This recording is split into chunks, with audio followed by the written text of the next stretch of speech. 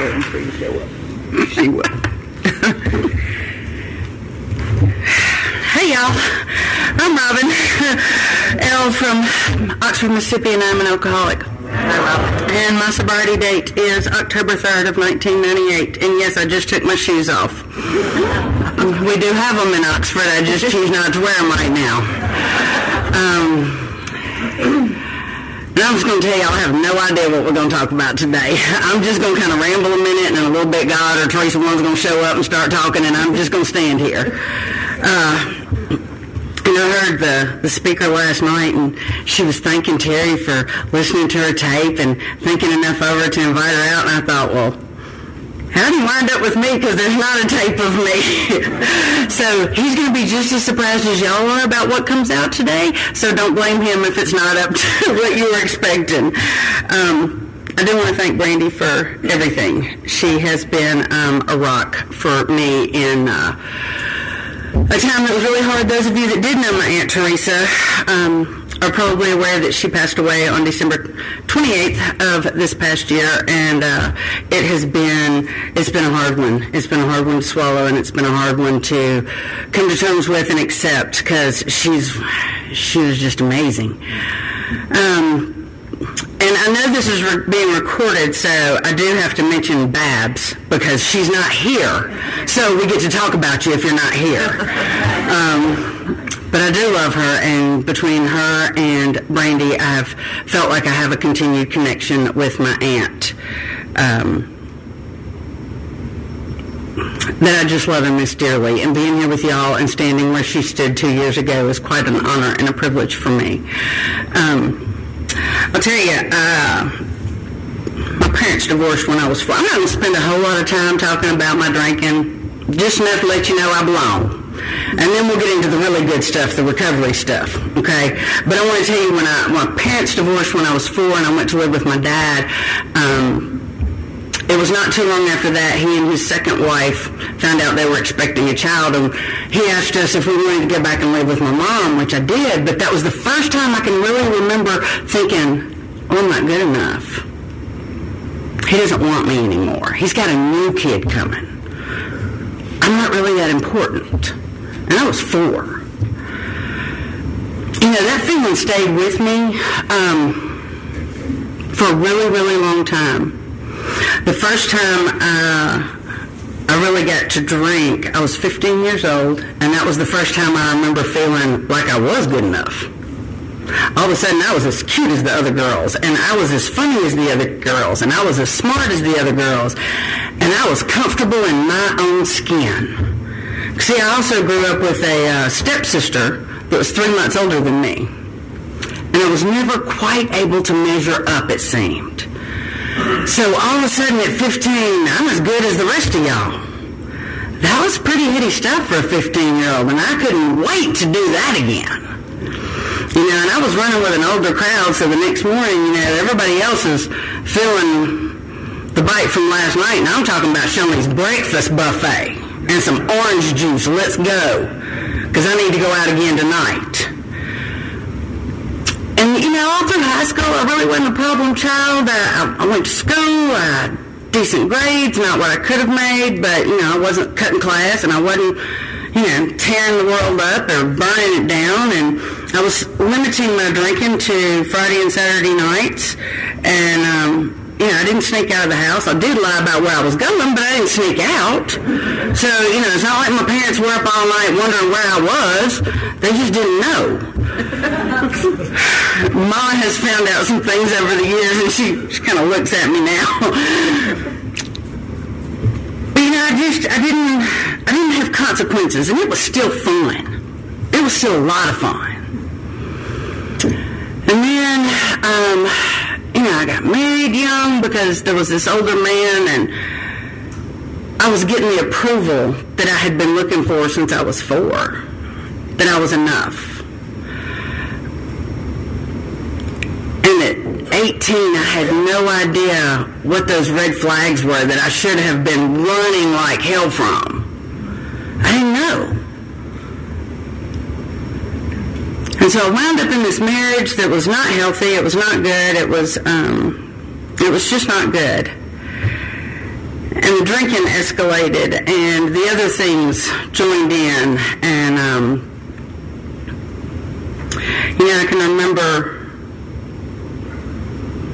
I can remember barricading myself in the bedroom with a 9mm and crying because I didn't have the courage to pull the trigger. And I wanted out.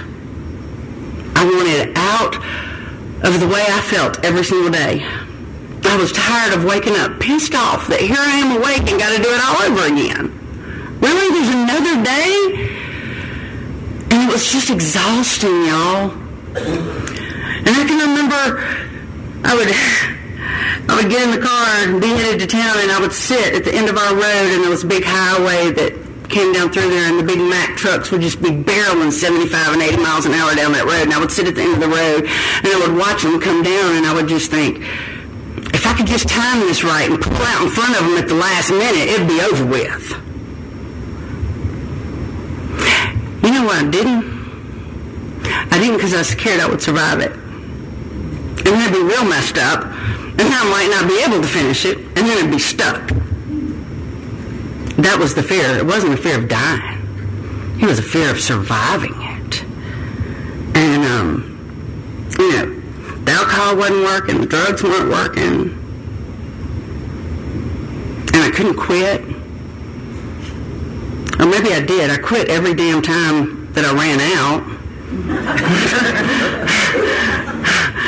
But a trip to the store and we were back on, y'all. I'm telling you, I quit a lot. I just couldn't quit starting. That was the problem. I couldn't quit starting. I'd swear it off, and that would last until I could get some more.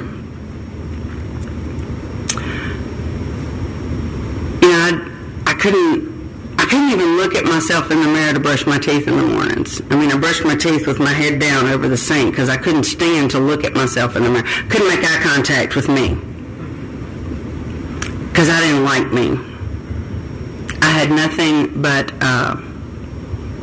self-loathing and disgust for who I was and the life I was living, and the fact that I couldn't seem to get out of it. The only answer I knew, I was still too chicken to take. Now, in the meantime, through the course of all this, I might have had brief little periods where I wasn't doing anything. My husband and I had a child. We divorced. I married somebody else, had another child. And then just to make sure that the first husband wasn't the one I was destined to be with, I went back and married him again. Because, as a good alcoholic, you got to make sure, right? Can't leave no doubts out there. You got to make sure. So I did that, and we had 2 more children, and they are the best things that I've ever done. They really are. So I had 4 children under the age of 6. They were all 2 years apart, except for the last 2 that were 18 months apart. And if you think having 4 kids at home under the age of 6 will not make you want to drink, you should go back and look at my life back then. It was kind of crazy. And so, it all kind of came to a head, and my husband and I finally, we did have, we had that moment.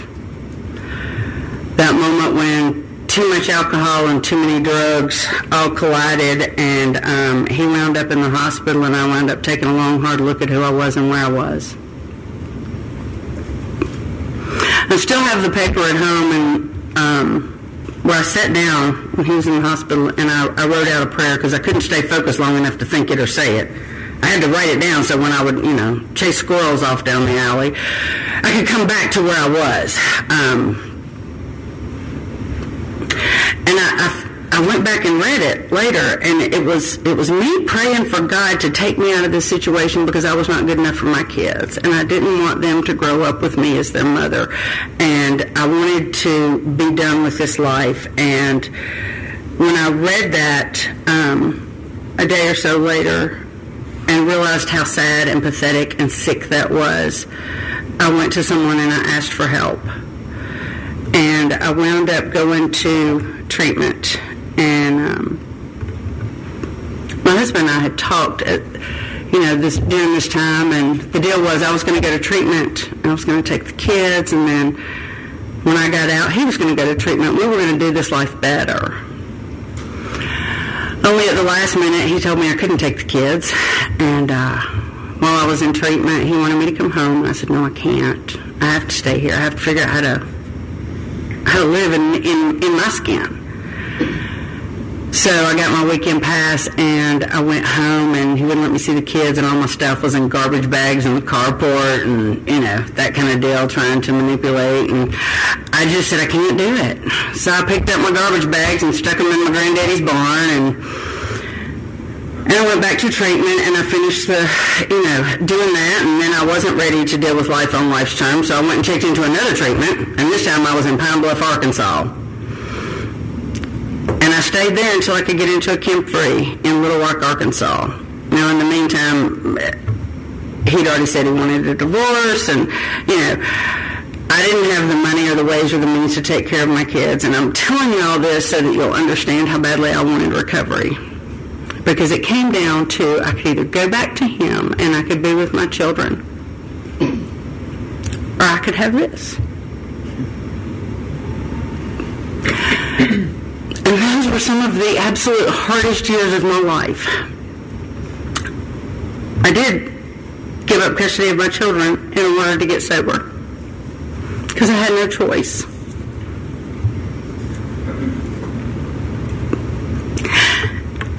And I really didn't think this was going to make me cry saying that.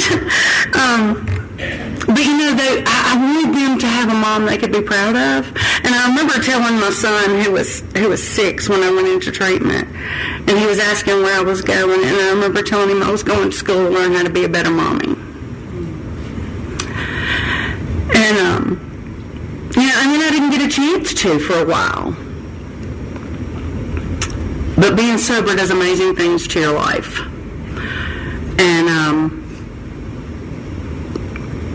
And so I spent a couple of years in Little Rock, Arkansas getting sober. I met this woman at the Wolf Street Foundation. She was big, tall, blonde, very, very bossy. She was very bossy, and every time I'd walk in, she'd go, "Do you have a sponsor?" "No, ma'am." And I didn't want a sponsor, y'all, because the sponsor was going to do nothing but tell me what to do and hold me accountable, and I was going to have to be honest with this person, and I just wasn't having all that. I mean, I wanted to be sober, but let's don't get crazy, okay? So, I just kind of kept putting that off, and y'all got to realize I didn't know anybody in Little Rock, Arkansas. I was living in a Chem-Free house in the hood. I was walking 20-something blocks through the hood in December when it's cold to go to 6:45 morning meetings at Wolf Street, because I thought, those folks are serious. That's what I want. I want what they got. I want to be serious about that. Not serious enough to get a sponsor and be honest with them, but serious enough that I was willing to walk a little bit.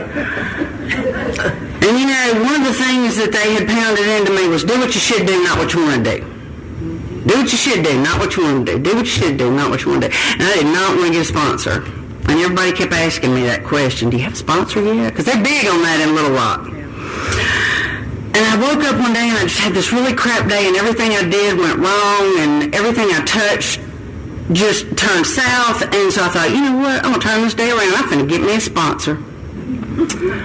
And so I had these names in my book that had been given to me by the tall, bossy woman at the Wolf Street Center, and there was one that had a little star by it, so I called her up. I need a sponsor. She agreed to meet with me after the first of the year because she had her own stuff going on. So we met, and Elaine has been working with me and putting up with me for 20 years now. Everything that she has as far as a spiritual life, I take full credit for, because nobody has made her pray like I have. Her relationship with her higher power has to be a direct result of the number of prayers she has issued on my behalf. And I will claim it and I will own it, because, y'all, I wore her out. I had to have worn her out because I was a lot. I'm still a lot, but I was a whole lot then.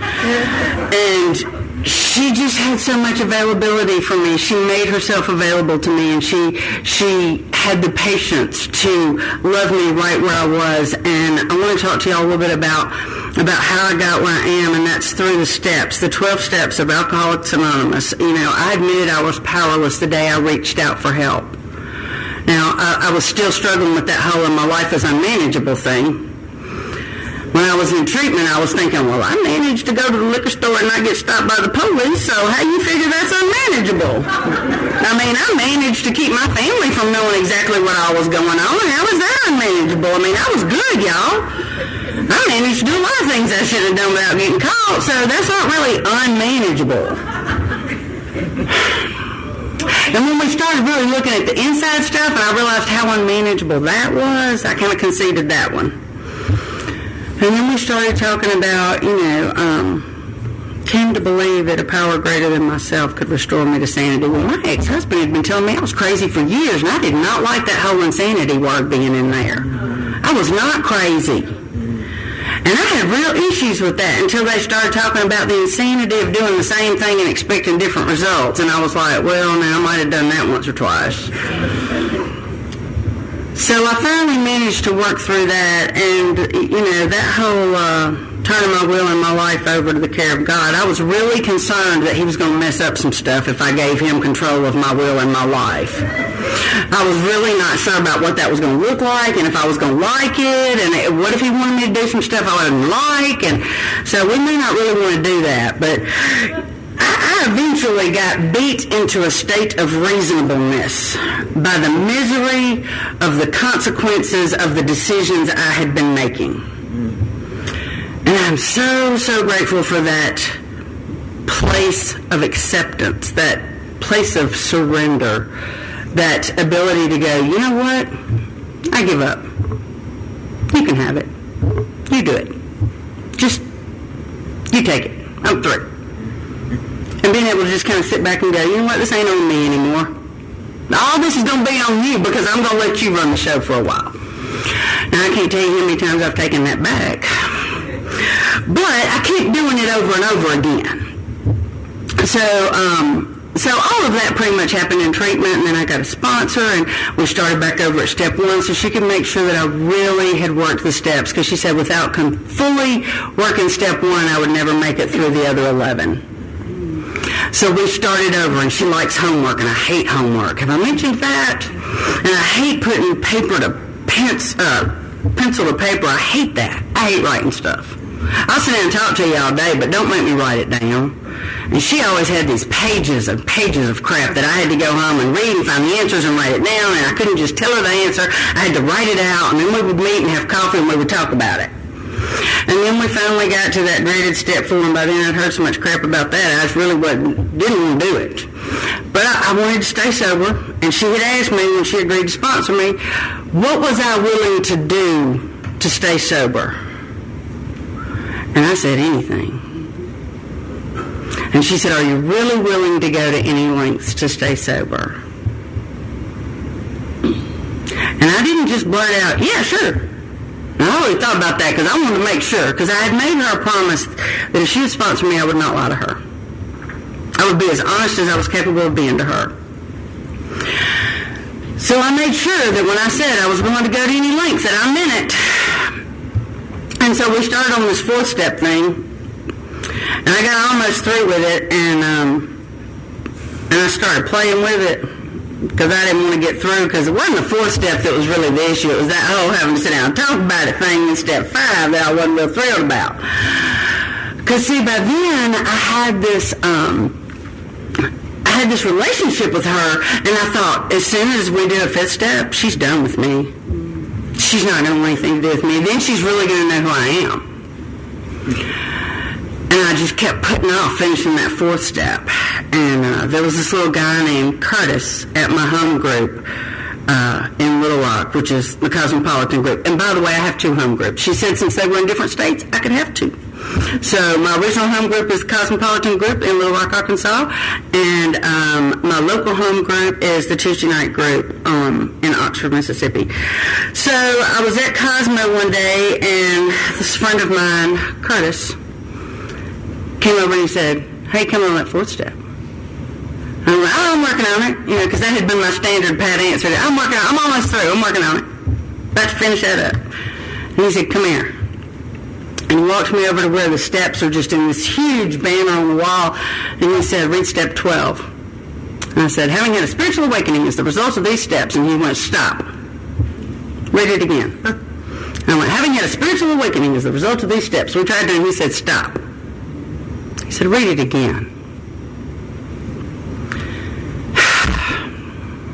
Having had a spiritual awakening as the result of these steps. And he said, what are you waiting for? So I went home and I finished my fourth step, and I called my sponsor and said, I'm done. Let's do it. So we set up a time, and we spent a full day at her house upstairs in her bedroom, locked away from the world. And I shared my fourth step with her, and she said, is that it? And I said, no. Because, there's that one big ugly that I wasn't going to tell nobody. Had no intention of sharing with anybody. That one was going home with me, and I was going to keep it.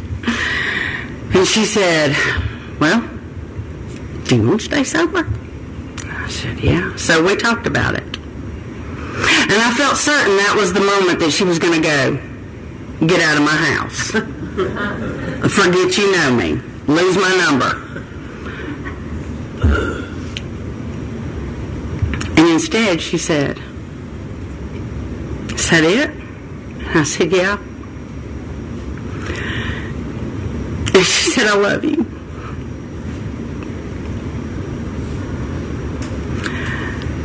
The most powerful thing I have ever experienced is having another human being know all of me, the good, the bad, the ugly, the really, really ugly, that I never wanted anybody to know, and for them to still love me exactly as sick as I am. And that's what she did for me. And don't get me wrong, I'm not by any stretch of the imagination saying that my family doesn't love me and wouldn't love me if they knew all of me. I'm just saying that there were some things that I never wanted them to know because I didn't want their opinion of me to be tarnished or altered like that. I just didn't want them to see me that way. And here's this woman that, and by the way, I didn't have a lot of girlfriends, because y'all was all backstabbing, talk about you behind your back kind of folks, and I didn't like y'all. I didn't trust y'all. Y'all were cuter and smarter and funnier, and I just didn't like y'all. And so here's this little blonde, and we look like Mutt and Jeff together. I mean, she's this big, and her matching earbobs always matched her purse and her shoes, and here I was in cutoffs and a t-shirt. And with a ball cap on backwards that she hated. And so I had all this attitude back then that was my shield. And it kept y'all from being able to get close to me, and it protected me. And she got inside that. And it was not real comfortable, but I didn't want her to leave either. She started seeing who I really was. And when I say that, I mean, she saw who I was, not what I had done. And all I could see was what I had done. And I thought that defined who I was. And through her eyes, I slowly started to see that that's not who I am. Those are symptoms of alcoholism and addiction.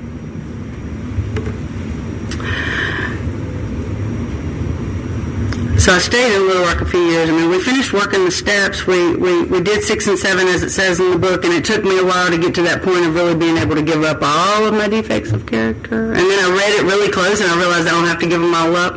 I just have to ask for God to remove the ones that are going to stand in the way of me being useful to Him and my fellows. And I thought, well, good, that means I can keep a couple of them. So, and I had these really great friends in Little Rock that said, you're going to be able to do some things in your first year of sobriety that you won't be able to do in year 5. So enjoy it while you can. And I thought, okay. They're right. There was a lot of things I could do in my first year of sobriety that by 5 I couldn't do anymore because I had a conscience and this connection with a higher power, and I knew that was wrong, and I just felt bad about it if I did it. So I had to give up some behaviors, and then there were things that I could still do in my 5th year of recovery that by my 10th year of recovery I was going, man, I got to quit that too? Golly. And so, over the years there have been a lot of changes and a lot of things that I can't do anymore. And I'm not going to lie to you and say that I don't still have those things that I enjoy that I know I'm eventually going to have to give up, but I'm still enjoying some of that stuff, y'all. And some of those things I find that at times it becomes objectionable. And God will put it on my heart to give up some things and to give up behaviors or attitudes or perspectives on things, and He gives me new ones to replace it. And I don't like change. I like to get in my rut and decorate it and make it comfortable so I can stay there. And I don't, and I've heard all through recovery, change is not the problem. It's the resistance to change that's the problem. And I thought, well, if y'all would quit changing stuff, I wouldn't have to resist. But it doesn't happen that way. So I'm going to go back to my personal life for a minute. After staying in Little Rock for about 3 years, I moved back in with my ex. I did. And looking back, I married him the first time because I was young and dumb. I wanted a man to give me some approval and tell me he loved me and that I mattered. And he did that for a while. The second time we married, I had actually been abstinent. I won't say sober. I had been abstinent for a while, and he had kind of got his life together a little bit, and so I really thought we stood a chance. And I thought, I'm not young and dumb anymore. I'm older and wiser. We can do this. And found out we couldn't. But the third time we got together, I know, we did not get married, by the way. I just moved to Texas because that's where he was and that's where my children were, and I wanted to be part of their life. And I told him that I would stay there with him and the kids as long as me being there was good for my children. And I got to be a part of their life, and I got to have that relationship. And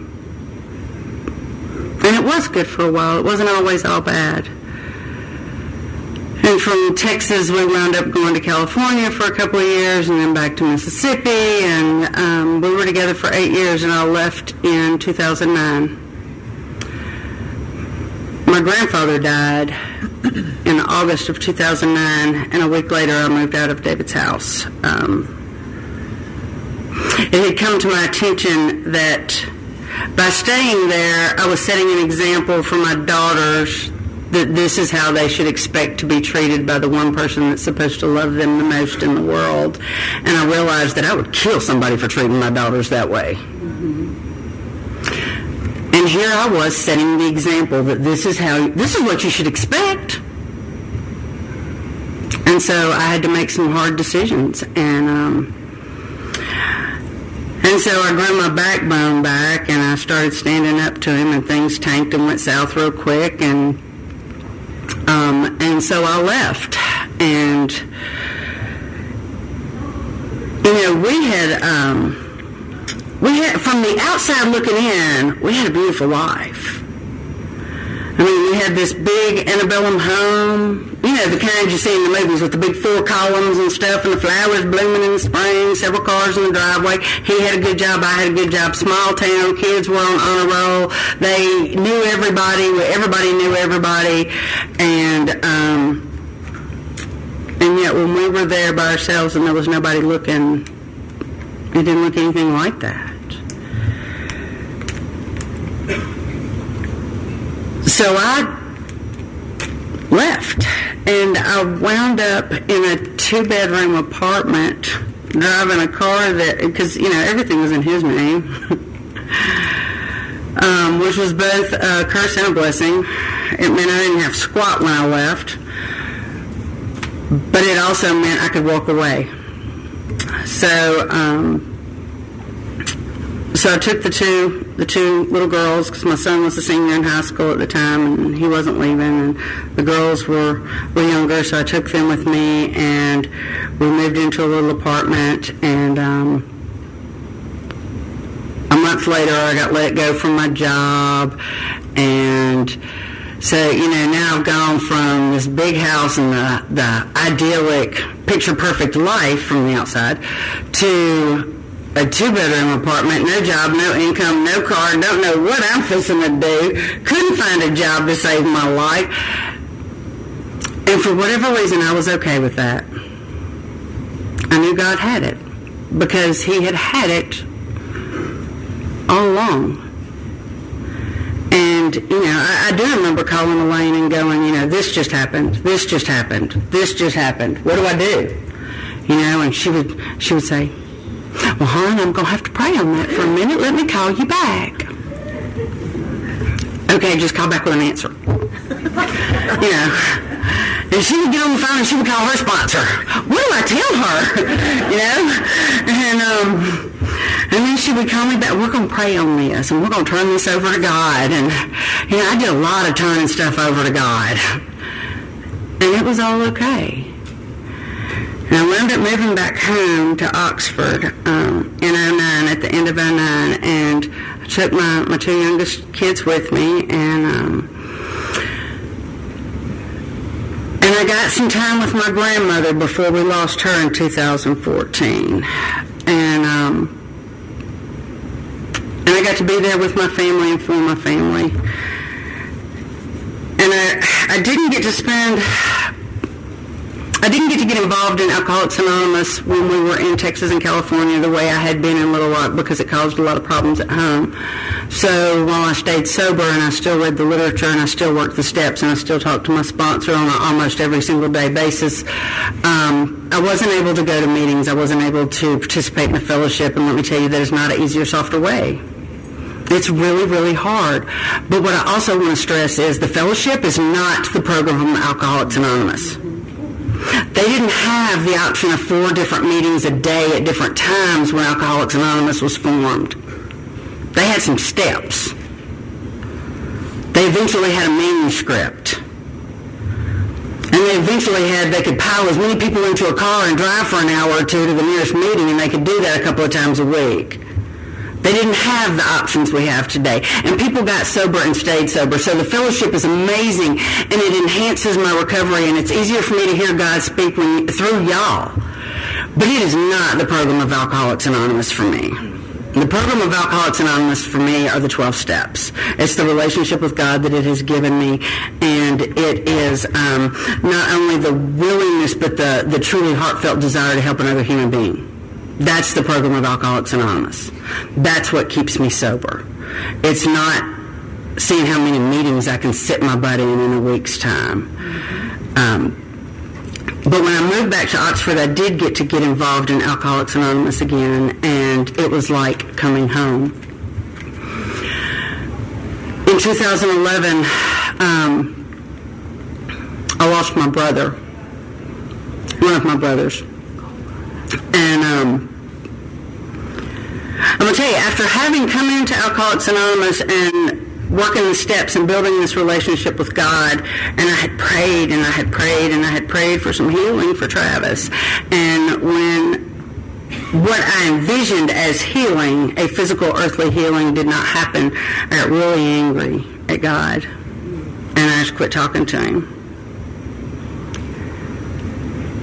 And it was the loneliest time in my entire life. It was lonelier than before I got sober, because before I got sober, I didn't know what it was like to have that relationship with God. But when you've had something and you lose it, you know what you're missing. And it took a really long time for me to kind of wrap my head around all that.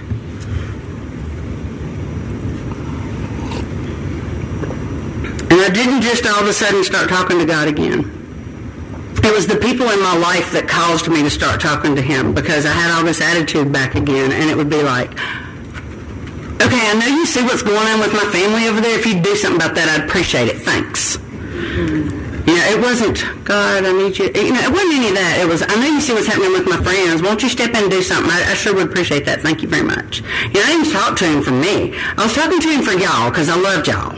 I was mad at him, but I knew he could help my friends and my family. So that kind of opened the door back up, and eventually, you know, I started asking for forgiveness for my attitude, and I started getting to that place of acceptance with the loss. And ultimately, I realized that God had answered my prayer. He had healed my brother.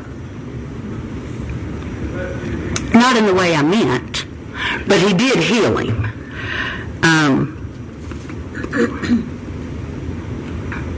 You know, when my kids act like little brats, I still love them. And when they were little and would stomp their feet and throw a fit, I would just kind of sit back and watch them and go, are you done? Are you done now? Okay, let's go do this. And, if I can do that with my children, as weak and human as I am, I have no doubt that God was sitting back looking at me and probably shaking his head and going, oh, my child, are you done yet? But here's the thing, no matter how far I stray, my God does not stand still. When I turn my back on him and start walking away, y'all, he's right there behind me. All I have to do is turn around and he's right there.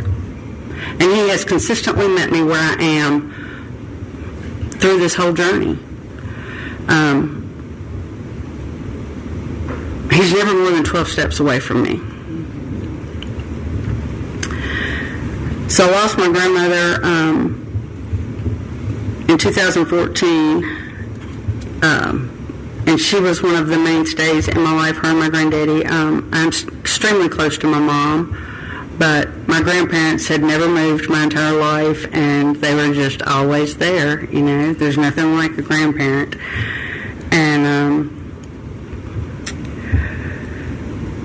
And so losing Papa really rocked my world. Losing my grandmother rocked my world. But the biggest obstacle and the thing that really showed me the ways that Alcoholics Anonymous had affected me and changed me came in 2013 when my daughter was diagnosed with a solid tumor in her right lung, and it was cancerous. And I want to back up and tell you something about this whole situation. When I moved to Oxford in 2009, first of all, Oxford's a college town. Oh, miss, hotty toddy, whatever. The cost of living there is ridiculous because there's students who have daddies with deep pockets. I'm not one. I'm not a student. I don't have a daddy with deep pockets. I was a single working mom. So to find a place to live was a total God thing in and of itself. And so I wound up finding a place to rent, which was right down the road from my grandmother and my sister, and like less than a half a mile through Wilburn's back pasture and across the highway to the hill I grew up on. So I found this house to rent. The man really didn't want to rent the house because he'd had a bad experience. It was his mother's house and blah, blah, blah. And I finally talked him into letting me live there. And I found a job at a local medical clinic, urgent care clinic of Oxford. And they were kind enough to hire me. And so I was working there, and I had this landlord. And then when my daughter was diagnosed with cancer, when that surgeon called me and told me that, I thought, how cool is that? I can just go walk in the back door of work and go pick somebody's brain. I need to know these things. Well, the doctors weren't in, and so I left, and I thought, my landlord is a radiation oncologist. Do you think God don't put people in your lives? Wow. So I called my landlord and I talked to him and asked him, could I come by? And he said, sure. So I went by and I just spewed all this out at him, and he sat and he talked with me and he gave me a lot of information, and I went to work. And did I mention at the time that I was a 911 dispatcher and I worked 6 at night to 6 in the morning? And if y'all think an alcoholic and an addict can't do things different in their life, I have keys to a doctor's office and the sheriff's department. Let's let that sink in. We've got an addict with keys to a doctor's office and the sheriff's department. God does do amazing things, doesn't he? So I went and I spent 12 hours at work online on the websites my landlord gave me, reading everything I could so that I could go and sit down the next day and tell my daughter that she had cancer, and she was 15. And so I went home and I sat and I waited on the girls to get up, and we went outside and we sat down and I told them what the surgeon had said, and I was kind of giving her a minute to process it, and she looked at me, and the biggest lesson in faith I've ever had, she said, well, what are we going to do? I said, well, we're going to St. Jude and we're going to do what they tell us to do because they're the ones that have the answers, so that's what we're going to do. And she said, well, being 15 and, cheerleader and cute as all get out little girl. And she said, am I going to lose my hair? What happens if I lose my eyebrows? And I said, well, people are going to wonder who that weird-looking woman is with the cute bald-headed girl. I said, I'll lose mine too, and then you'll at least be the cute bald one. And she was like, okay.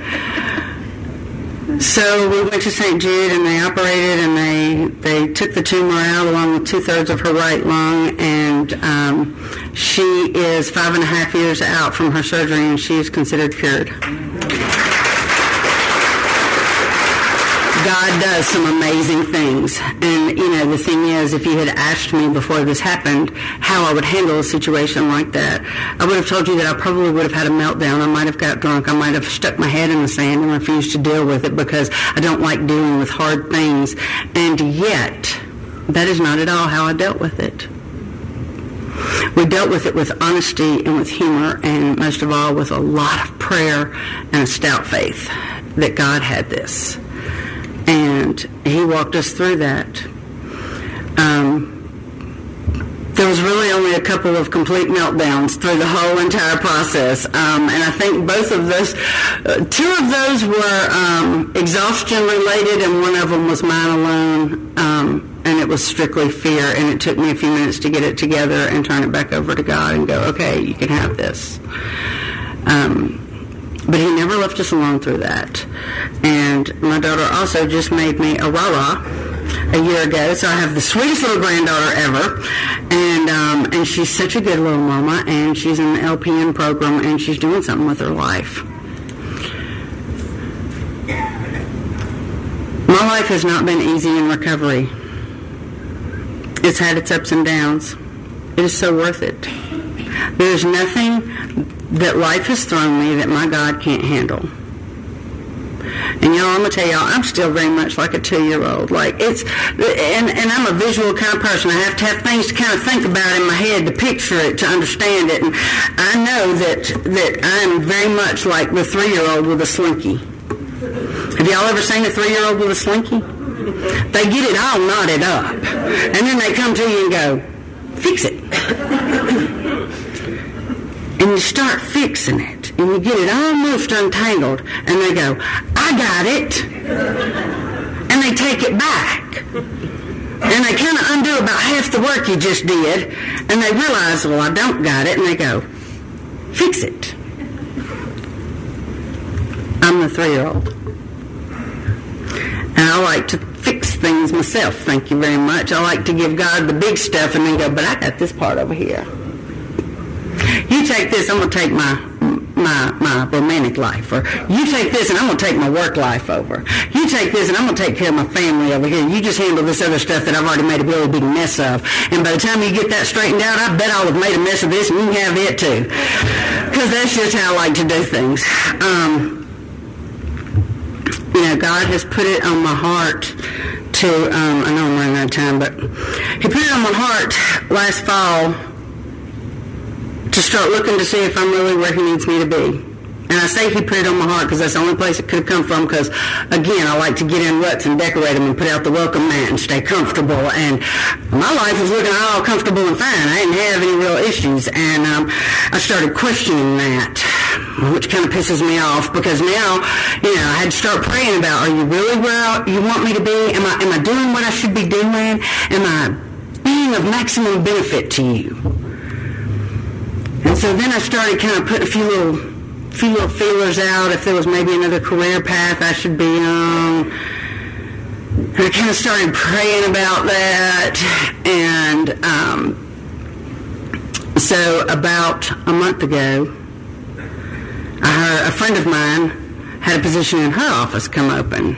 And so she called me about it, and I wound up applying for it, and then they called me for an interview, and they offered me a job. And so now I'm fixing to change jobs.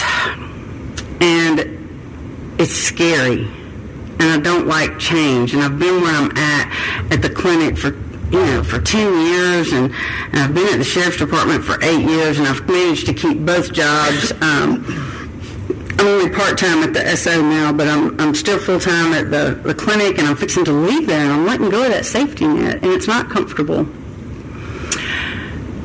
And the same time, it's exciting because there's this new opportunity that's going to allow for some professional growth. But what's really scary is that I'm going to have a lot of personal growth in this role, this new position that I'm going to be in. And I think it's really going to stretch me, and it's going to give me an opportunity to share my faith with other people. And so I'm excited about that. I'm also pretty scared about it. And it's another way that God has done for me what I couldn't do for myself. He gave me that opportunity. And used to, when I first got sober, it took like a 2x4 to get me to move. I mean, like, it took major things happening for God to get me to move from one situation to another. Things like getting laid off from a job or, whatever. And now it just takes a little bit of discomfort because I'm really a creature of comfort, and I like my comfort. And so when I start feeling a little icky, I start going, ooh, what do I need to change because I don't like this feeling. And so, that's growth, and that's progress for me, to not require that God totally upend my whole world to get my attention. So while life is not always easy, it's so much easier in recovery. And the tools of Alcoholics Anonymous have allowed me to go through life events, things, just life stuff that without this program, I couldn't have made it through. There's people in Alcoholics Anonymous that have loved me when I was unlovable, and they have put up with me when I was a whole lot extra, and they continue to love me, and they continue to speak to me, and they continue to let God work through them so that He can speak to me and reach me and help me with the things that I need help with, which is only everything. And